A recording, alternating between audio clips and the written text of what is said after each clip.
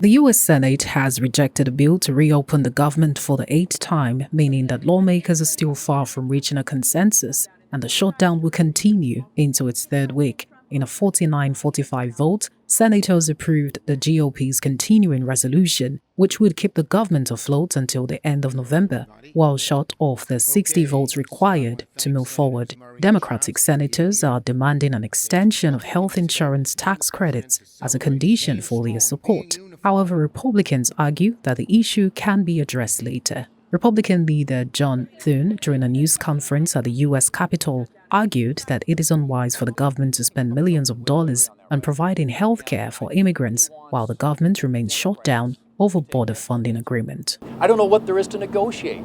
This is about opening up the government. We have offered them several off-ramps now. The Democrats want something that's totally untenable. As Senator Barrasso said, I mean, they want $1.5 trillion in new spending.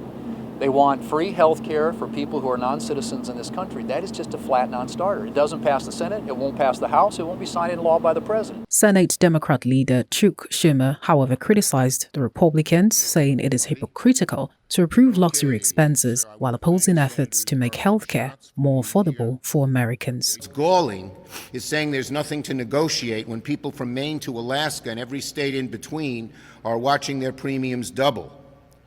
What's galling is hearing your parents are getting kicked out of their nursing home and you have no place where they can go and no real medical care for them. And what's galling is being okay with Kristi Noem getting a private plane, Donald Trump getting a new ballroom, Argentina getting $40 billion bailout while our farmers struggle, and then saying Americans don't deserve cheaper health care. The government shutdown revolves around a debate over health care policy, particularly the Affordable Care Act subsidies that are expiring for millions of Americans who rely on government aid to purchase their own health insurance.